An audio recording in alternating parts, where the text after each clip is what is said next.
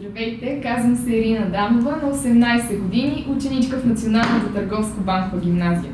Основните качества, които смятам, че ме описват най-добре, са възпитана, грижовна и търпелива. Обичам свободното ми време да е изпълнено с активни занимания. Към момента съм част от танцорите на ансамбъл Изворчия, преди съм се занимавала с латиноамерикански танци, модерен и класически балет, плуване, както и актьорско майсторство, което смятам, че ще ми помогне да контактувам свободно с деца, имащи различни интереси.